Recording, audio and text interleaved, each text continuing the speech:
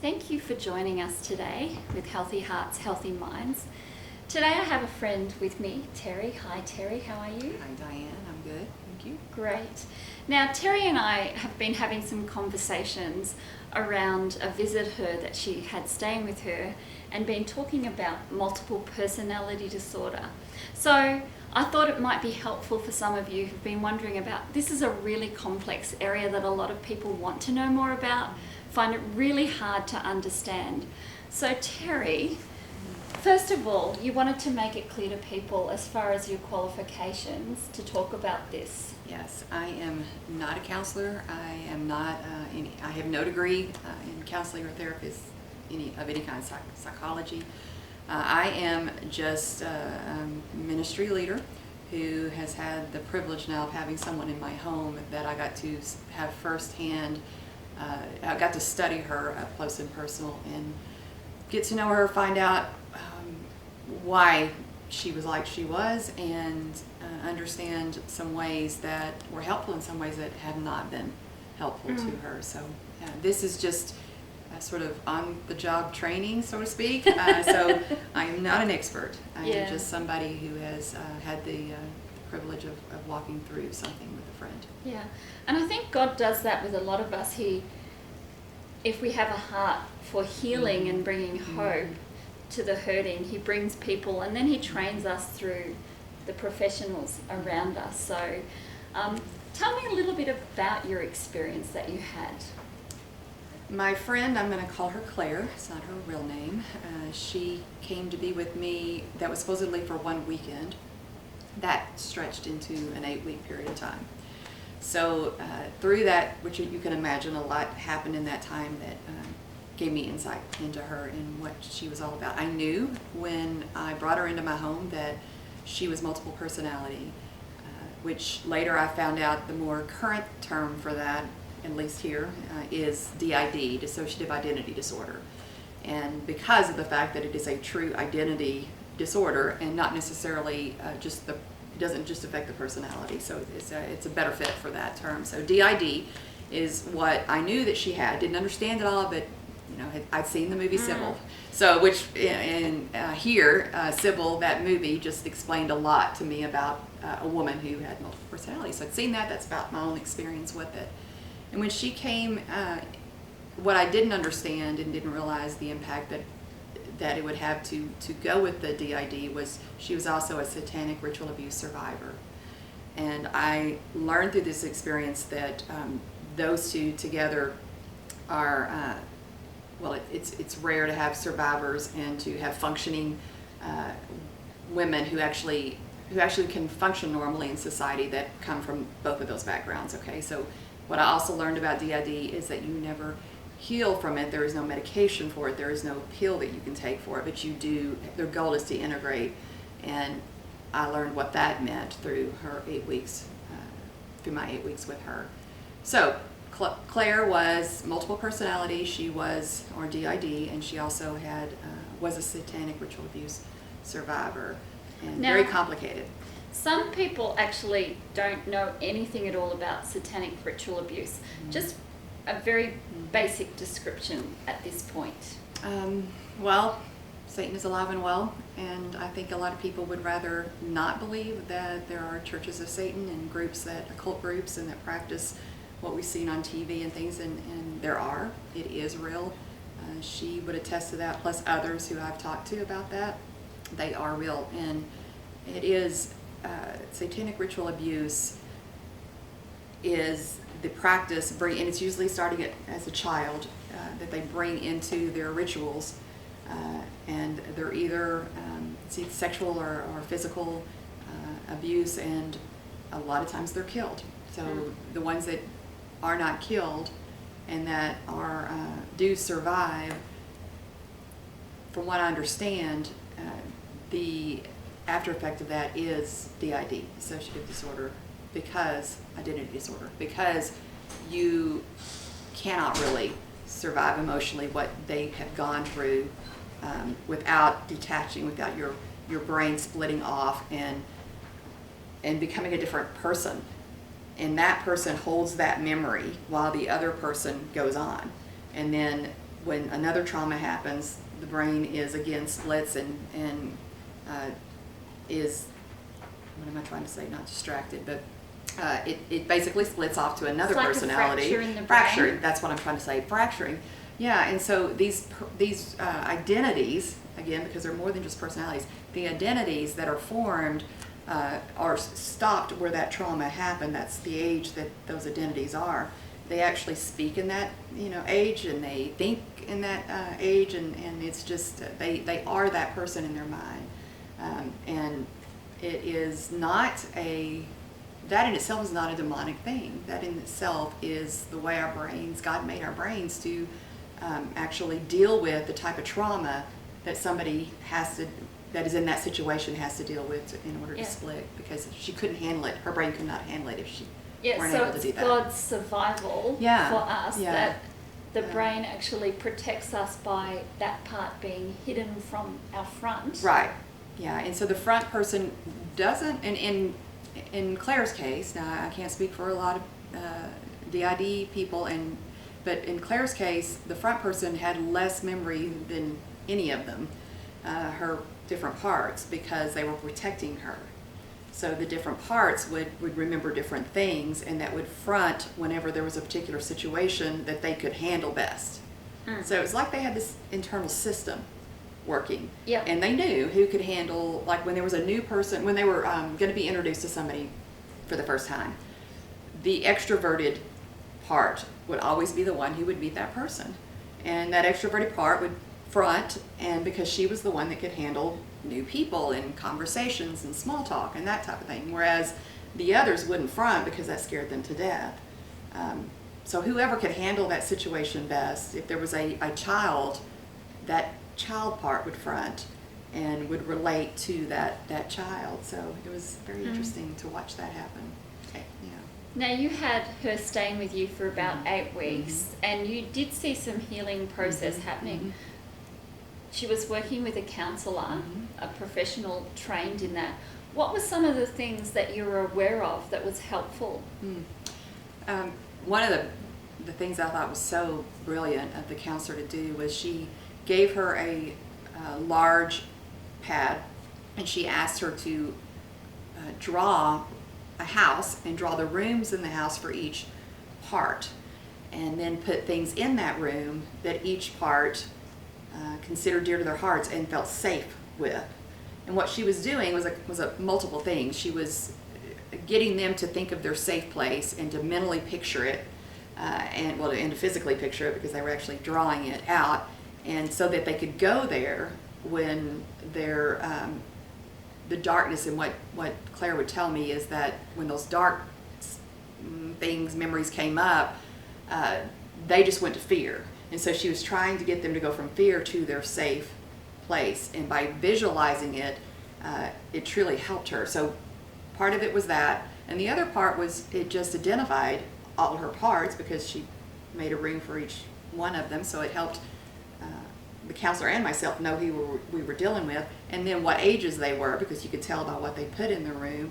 And the way Claire did it was she put it by floor, like the younger parts on one floor and the older parts on another floor. And you could also kind of tell by which parts go along with which parts, by who was next to who at what room.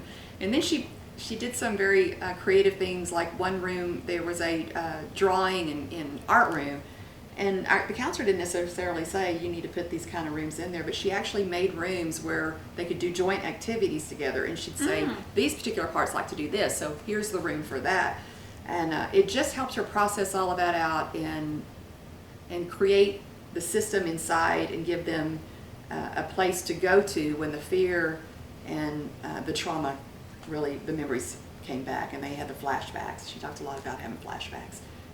And our counselor would say, go to your safe place, that room that has your, one of the younger parts had a cloud bed and a rainbow in her room, and with sunshine, and there was some, and there's just some really creative things that they came up with to put in their rooms. She came up with to put in I say they because I came to know them as different people. Yeah. All right, so they were very expressive. Some of them put some things in there that for the shock value, because that's where they were, you know, and their part was stuck in that, and they just put some disturbing things in their room, and she had to go back and say, well, and you could tell it was mainly for just the shock value of that, and that told her something about that part. So it was just a really good way of figuring out who she was dealing with, who got along with who, what ages, and then visualizing their place to go when trauma or the darkness set in. Yeah. You mentioned the word integration of the parts. Could you just speak a little bit more about what you mean when you say integration? I'll speak to it how I understand it. And Yeah. again, it's just how I understand it is that's the goal. There is no, like I said, there's no cure for DID. To integrate means that one part is the core, and it is the part that fronts all the time, and that the other parts actually speak among themselves inside and give direction in their thoughts and things, but that person filters and is the one that everybody sees at all times. Not too different than what happens inside of us. You know, we all have our souls, and you know, we have different emotions and things that happen, and we have this, I do anyway, I have this little battle that goes on inside me sometimes before I say something out loud. Well, that's the goal, is to have the core personality to be the spokesperson, I guess, from their way of saying it, and that the others just learn to work together, and if they don't get their way, instead of acting out by fronting and taking over that person, that they just allow that core person to stay in control.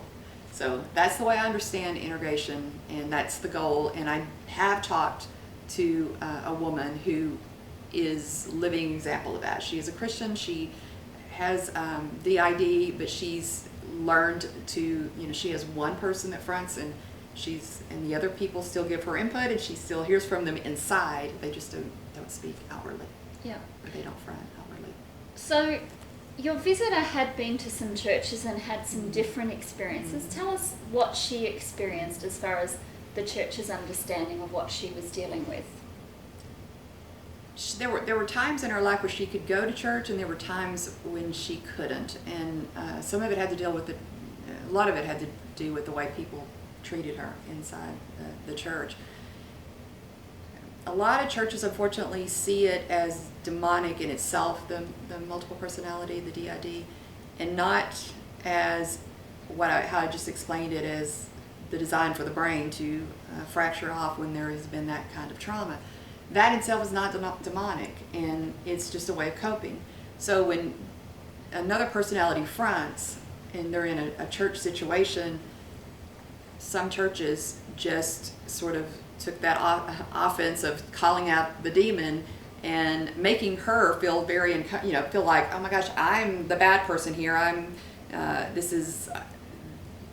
the demon, is what she felt like was being said about her, and that's just really not the case. She was not a bad person. She did not do anything to bring this on. It happened, in her case, started at very, very young age. So yeah, I hear it can start as young as a baby, really. Yeah, it can, and in her case it did. So with that we see that as demonic in itself is just not true. And I have to say that was my understanding, and that's the way I looked at it before this. Now I see it as that's her way of coping. That's a mental, she has some mental issues. It's her way of coping, but that in itself is not demonic. Now there are demonic strongholds that attach to those parts because those parts were developed out of trauma, and the open door that trauma brings in. So there were demonic forces in place within her, within certain parts, but not all of them. And that's where it gets tricky, to identify which parts have those attachments. So you really have to get to know the person. It really takes a trained professional.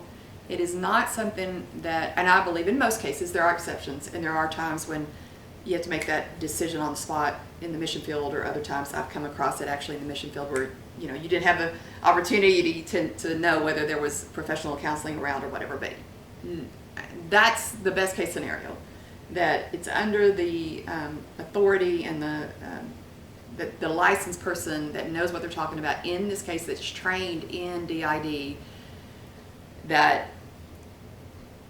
makes all this happen in the order that it's supposed to happen. Because if you're dealing with satanic ritual abuse, there's a whole other level of that has to be worked through before you get to actually the deliverance part, which is a whole other conversation. But it's complicated, I guess, is the way. And Christians seem to want to just go in for the let's cast out that demon, instant deliverance. And unfortunately, in most cases, and that's not the best. Yeah, it's not the best thing to do for these cases. Yeah, and so I mean, there are times we know where Jesus was able to cast out demons, but those were specific situations where he had the discernment from and he was God Jesus about what was going on. And he was Jesus. And we are empowered, and there are times, and like I said, in one mission field particularly, that happened, and God used me and to do something like that immediately because it had to be done. But I just don't. I think that I just proved by listening to her story that she'd been hurt. Yeah, by and churches. I absolutely agree with you. Yeah. So often we can leap to conclusions when it comes to mental health issues that aren't accurate.